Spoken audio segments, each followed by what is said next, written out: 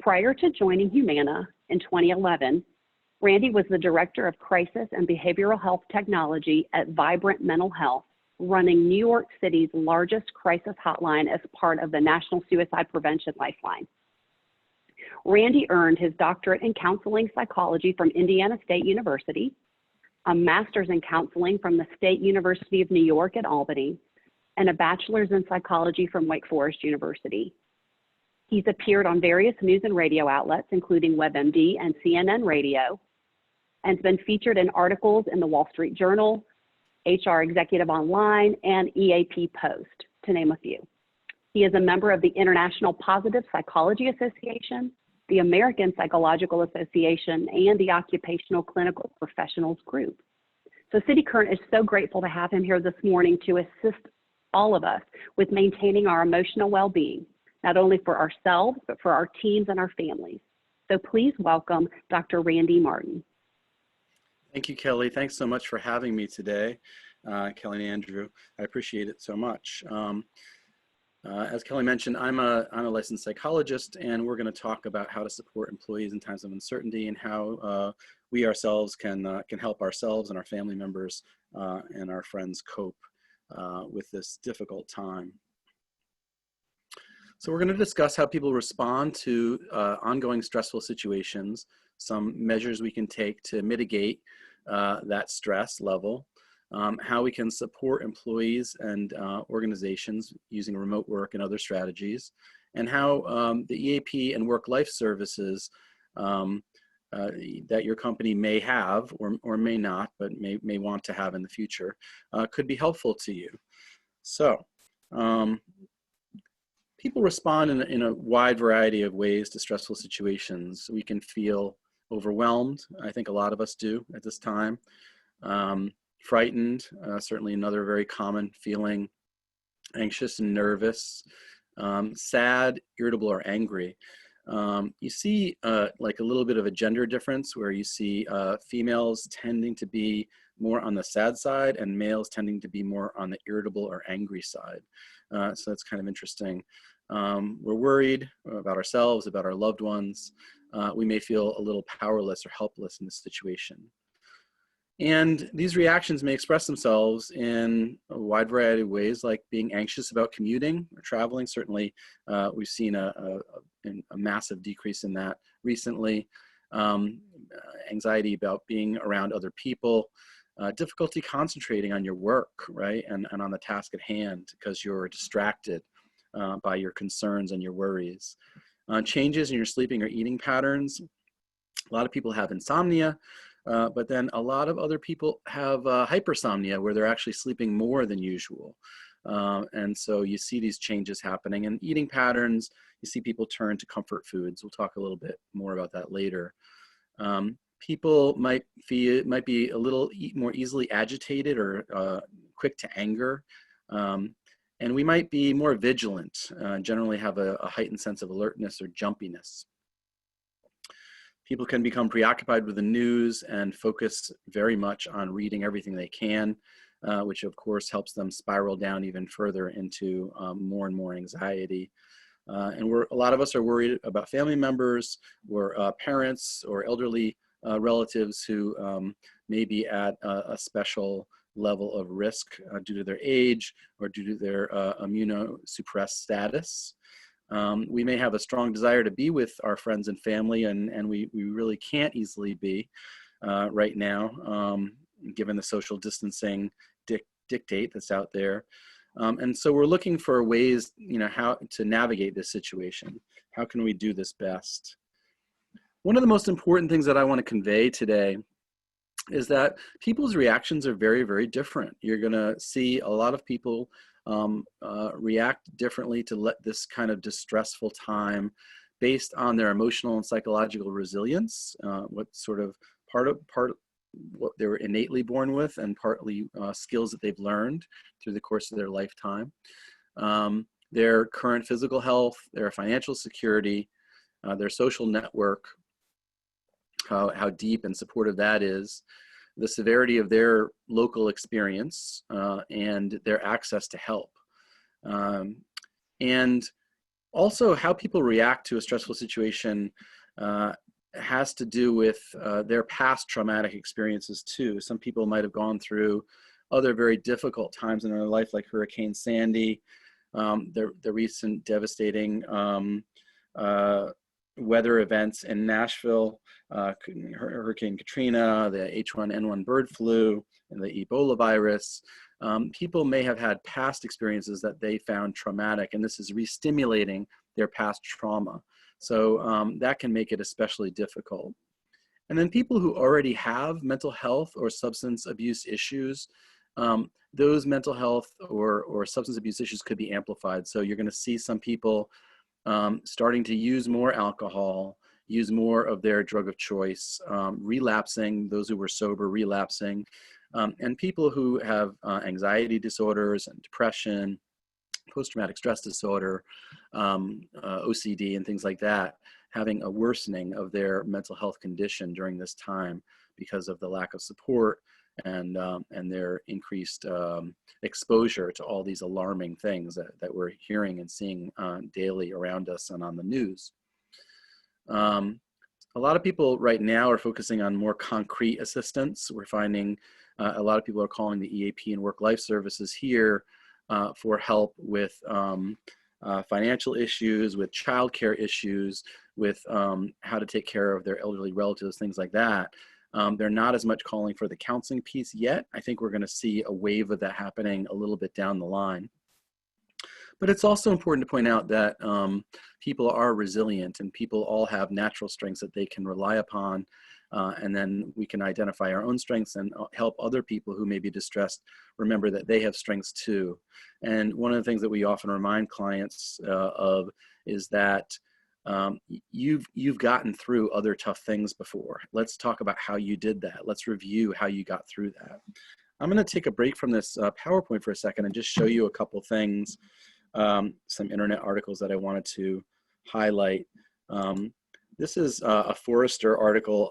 It's based on a survey that they did with, I think about 504 US adults.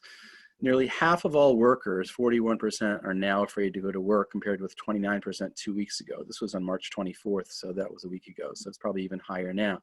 You can see here on the chart, I'm afraid of the spread of coronavirus. You can see the March 3rd in the dark blue and then March 17th through 19th in the light blue. You can see that rising. I expect my work life will be disrupted by coronavirus, hugely rising from 45% to 72% in just a few weeks' time. I'm afraid to go to work because of the risk of exposure, also rising substantially from 29% to 41%. So about 3/4 of US workers expect pandemic-related disruption in their work right now. So that's kind of a little bit about how people are reacting. And then this article came out this morning in Axios, which I thought was really interesting and had some surprising results. So this is people from different class levels and how their lives have changed. So you can see that in the lower middle and middle class, 19 to 20% of those workers have been, their companies have closed or they've been furloughed or temporarily or permanently laid off. 15% in the lower class, much less in the upper middle class, and the upper classes were only 13 and 9%.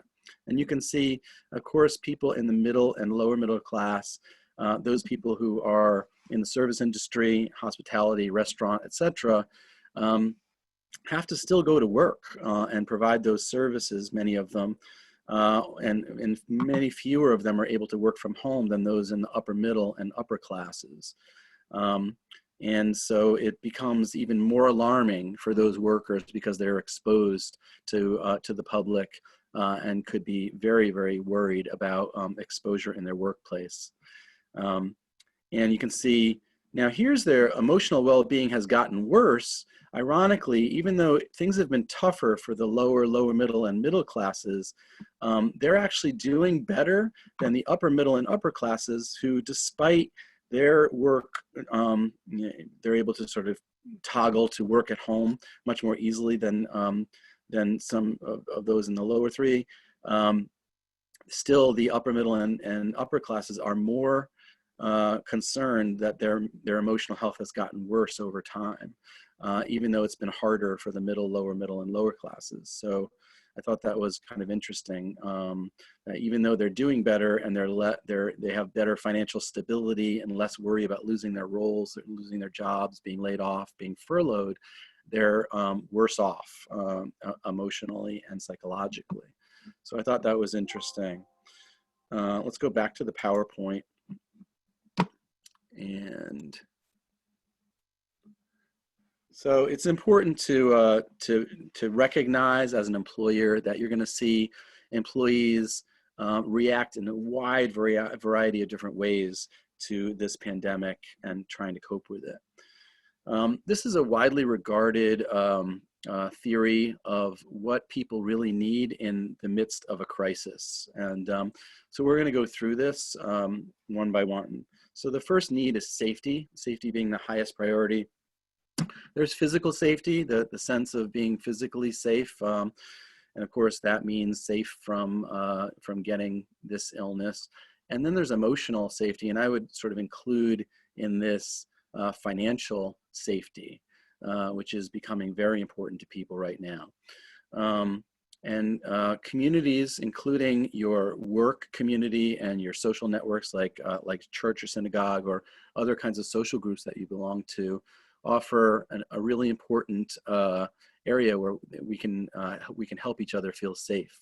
So employers are urged to provide as much relevant and important information as you can and support to your employees. Communicate early, communicate often what you're doing to support employees during this crisis, what resources you're making available to help them meet their basic needs for food and shelter and that kind of thing, and also income continuity, obviously very important. Humana itself, my company, has actually provided people with an extra 40 hours of paid time off if needed for additional caretaking responsibilities and things along those needs. So that was very generous of Humana, I thought. To the degree that you can offer those kinds of perks, it's very helpful to your workforce. Connectedness is another very important piece, very, very important in a crisis like this. We really need to feel connected to others. That includes our coworkers, includes our family, friends, and neighbors as well. And it could include faith groups and community organizations that we're part of too. The workplace or our work family provides us with a really important sense of stability and connectedness, and also routine, which is important to have a sense that your routine can continue.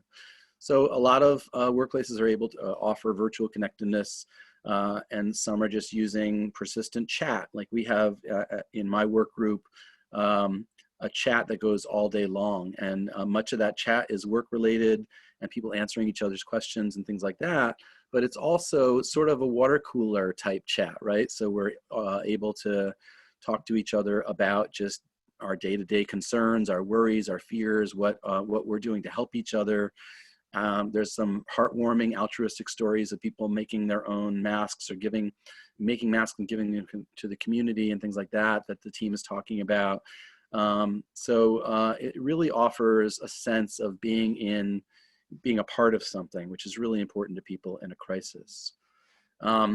Anything that you can do to calm down, obviously, is going to be important in this pandemic crisis that is lasting weeks and maybe months, right?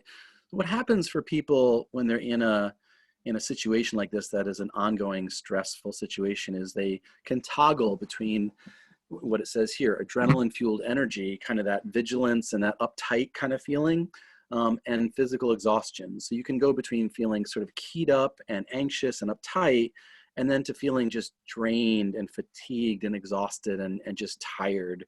And you want to crawl up into your bed and just, curl up and go to sleep or distract yourself in some way. So that's something that you see. I think it's important for employers to have realistic expectations of their employees and know that you're not going to maybe get 100% out of people right now. realize that people are distracted by having to take care of their kids when normally their kids would be at school, and they're trying to homeschool their kids. They may have spouses who've lost their jobs. They may be really having some financial stressors going on. They may have parents who are sick. They may have friends or neighbors who are sick who they're very, very worried about. I think it's important for people to develop their own personalized menu of stress relief options, so that, because what works for one person doesn't work for another, and people are very unique, right? So what works for me may really not be something that would work for you. And the EAP can provide support as well if you have one available to you. A sense of competence, a sense of maintaining some sense of control and self-efficacy is really important for people, because everything feels out of control. So to the degree that you can focus on the things that you can control, that's an important piece. I'm good at what I do. I can continue to work. I continue to lead. I can continue to provide guidance and support to others in my workplace. So focus on the things that you do have under your control, practicing good hygiene, deep cleaning your workplaces if people do have to still come in, and how you can support your coworkers and your family members. And we've talked about the power of routine, the power of the mundane, trying to make your work life as normal as possible, and to build in a structure to your life. And that's particularly important for kids. They need that sense of structure. So, at this time of day, we're going to be doing this. At this time of day, we're going to be doing that. Very important to help kids feel calm and settled. And our work family is really very important to us. So how can we help our coworkers or our employees who are having special challenges because they're unable to work or unable to work much because of the childcare issues or their own illness, or etc. Taking care of other people that is requiring them to be sort of partially pulled away from their work. Can you reshuffle some of the work to people who are less disrupted by this difficult time, and have them do a little bit of that person's work who can't do as much? So what can we do around that? And supporting the connectivity of your team as they work virtually, like those live chat kinds of things, like Zoom meetings and things like that. And for managers, supervisors, human resource people, to check in on your colleagues who maybe you've spun out to work from home and they haven't worked from home before. Make sure you're having relatively frequent touch bases with them, see how they're doing, and be really human with them. Ask them things beyond just work questions. How are you managing? Is there any other way I can support you? Can I remind you about these extra supports that we've put in place at work? We just put this slide in from the CDC. I'm not going to go over it. You have seen this over and over again on TV and in print and internet media, no doubt. And what we can do in terms of employers, to the degree that you can perform deep cleaning and how often you're doing that at the workplace. If you do have a kind of workplace where people do need to come in, important to let people know what you're doing to make sure things are disinfected, that kind of thing. You may have to help your employees make that shift to working at home. It can be really a shock for people who aren't used to doing that. And so there's a lot of tools that you can use, like WebEx and Skype and Microsoft Teams, etc., Slack, that can be helpful for that. Obviously, at this time, non-essential travel is curbed, and you may need to do that for a period of time that has kind of a long tail, goes beyond the next month or two. People might be really, reticent to travel going forward for a period of time. And to the degree that you can be flexible and have Zoom meetings or WebEx meetings that might take the place of face-to-face travel, that might be good. You need to support the employees in this new work-at-home environment. What kind of tools do they need? Support managers who have to supervise people remotely. How do they do that? What are some of the best practices there? And you may need to rethink your infrastructure, providing laptops for everyone, for example, and cloud-based software environments so that people can do that kind of work. Provide people with IT support as they need it. That's increasingly important as people are working from home. None of this is wasted energy. Right now it's coronavirus, but it could be something else down the road. It's worth it to take the time to think these things through, says workplace strategist Callie Yost. A nice quote there from her. When employees can't work from home, do whatever you can to provide extra paid sick leave or paid time off for those who are doing some caretaking of their children or others. Be flexible with your PTO, be human about it, you know. Take precautions to promote social distancing in any kind of workplace meetings and where people are spaced out. And see if you can stagger work schedules so you have less people in the office at any given time. You might also send out notes on the healthcare coverage that's available and things that are changing. Like, for example, Humana on the health insurance side is waiving coronavirus-related tests and care, waiving the co-pays and that kind of thing, which is really great news for Humana-covered employees and their family members. So stuff like that you want to make sure everyone knows about. And obviously very important to keep people's emergency contact information up to date in this time. I'll talk a little bit about how an employee assistance program can help you manage your fears. We do provide psychological first aid. Typically that's in the form of critical incident responses. Often, like if a critical incident happened at work, like the death of an employee or there was a robbery or workplace violence incident, we would send a counselor on site. But with many people working at home, obviously that's not relevant right now, but we can do telephonic groups. So telephonic support for groups of employees is available through EAPs if you give them a call. And obviously we can provide counseling or referrals to counseling for people whose mental health and substance abuse issues have really reared up and have become very disruptive for them. So depending on if you have an EAP, if it has a session model, like a 3-session or 5-session model where you get free counseling sessions, that's really helpful for people, especially those with limited financial resources.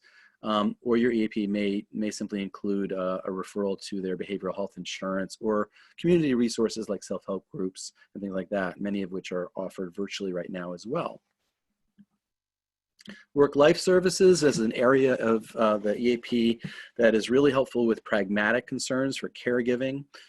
So we can help our WorkLife teams and other EAPs. WorkLife can also help with how to be prepared for emergencies, local information about food banks and things like that. And then you may need help with a geriatric care manager if you're trying to get someone to help take care of an elderly or disabled family member who's far away from you geographically. You might be able to hire a home health aide or a geriatric care manager, and we could do the research on that for you and help out finding who's available. There are still some that are able and willing to go out and help your relatives. And so there's a wide variety of things that the WorkLife Services can offer. Self-care is critical for resilience. I'm going to talk a little bit about how we can take care of ourselves so that we can take care of others the best we can. This is some basic stuff. You know it already probably, but I'm going to go over it quickly.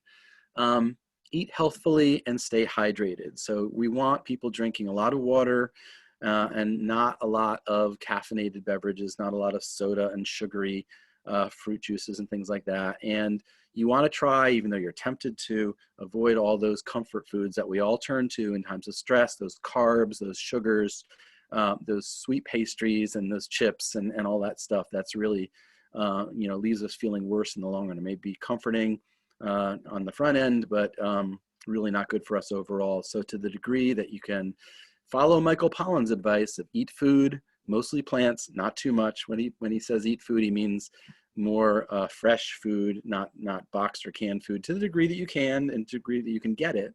And drinking water keeps you actually hydrated, keeps you energized, which I didn't really realize until relatively recently, that when you're dehydrated, you become fatigued. So it's really important to stay hydrated.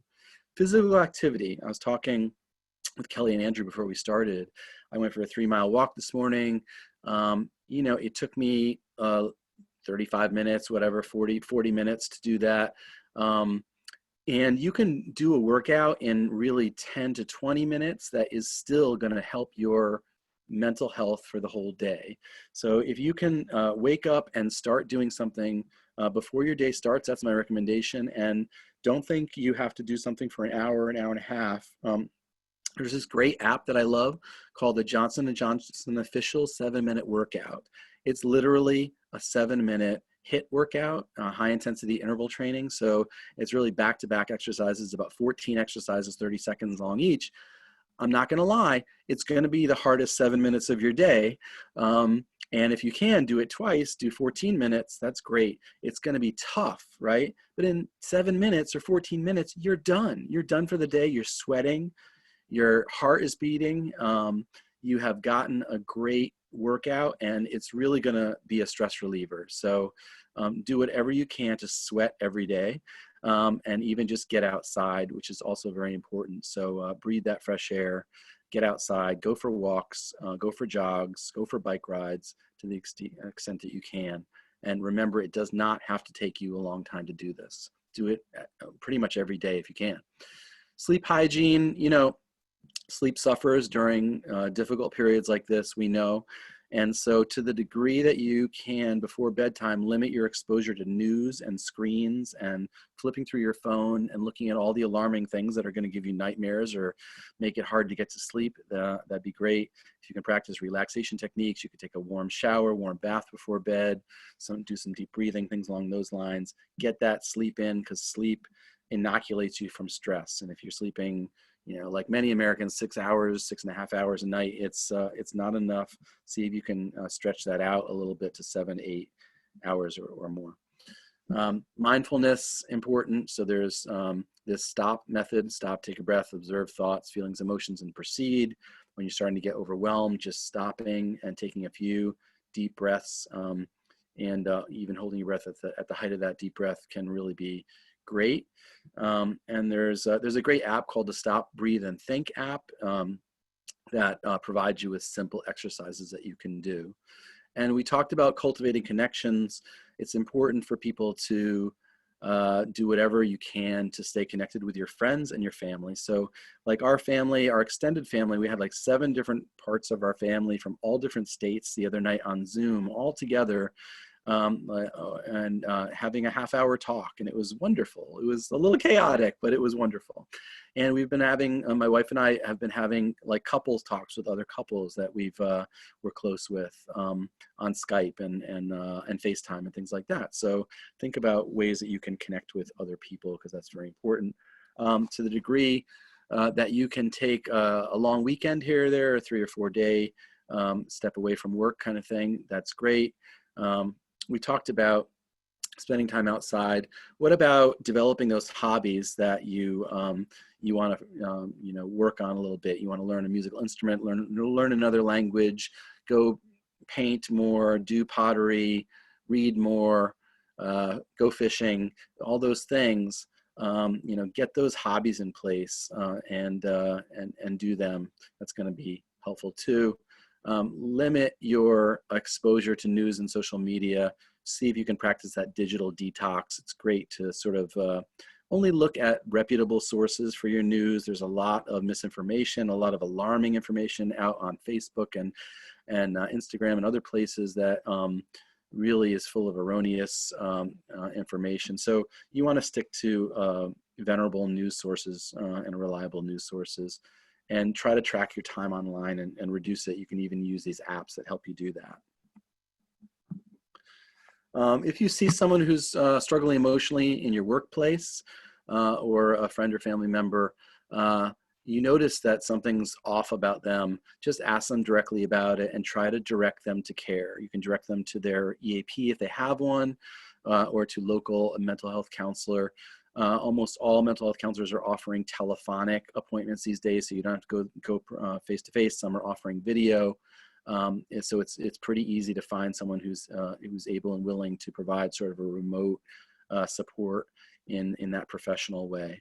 And if you have an employee whose performance is declining and you think that that decline has to do with substance misuse or perhaps declining mental health, or very, very high stress, you can talk to an EAP management consultant and make that person a management referral.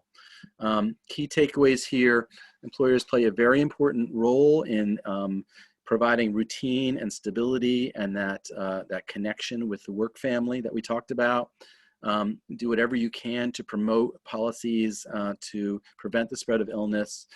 Support your people working remotely every way that you can, and lean on your EAP and WorkLife Services vendor for help and directing people to get the help that they need. Check in with your colleagues frequently, and if you see someone starting to go downhill, try to get them a referral to that help as soon as possible. And at the end of this PowerPoint, we have just some other resources and links for you that we've vetted and believe are very very good sources of information. And remember that the EAP and WorkLife Services, if you have them available to you, can provide no cost confidential care in a wide variety of ways to help your employees. And that's it. Thank you very much. Thank you so much, Dr. Martin. We really appreciate it. We have a few quick questions.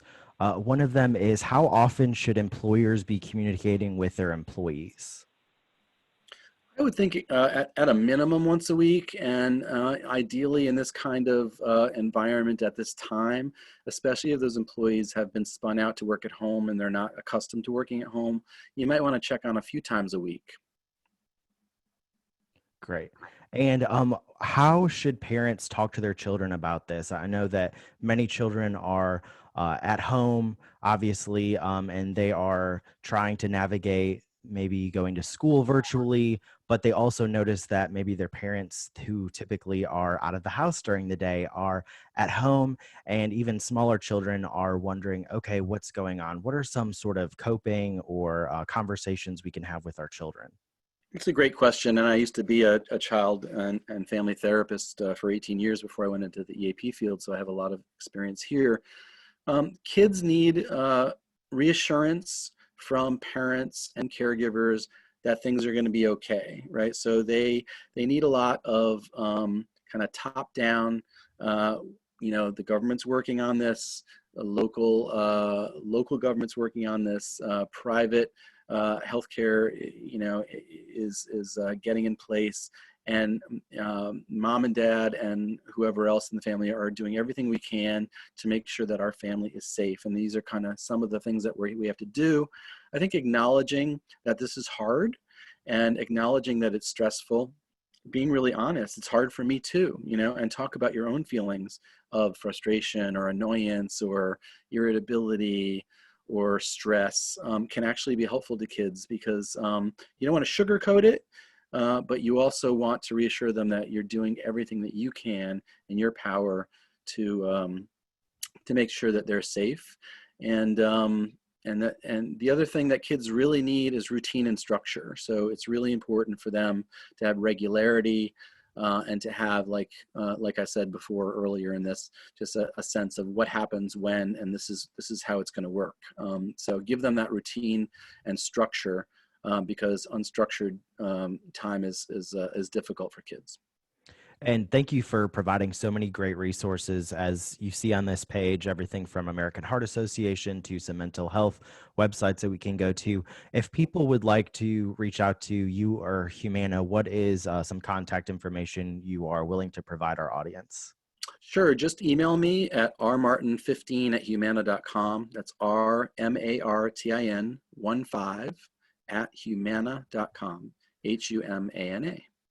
Great. Thank you so much. And thank you to all of our attendees that are listening. We will have this webinar online for you to watch on demand or share with your friends and family. And once again, Dr. Randy Martin, we so appreciate having you on, and for Humana for partnering with us and providing these valuable resources. And we hope that someday we can see each other in person. Great. Thank you so much for having me. I appreciate it.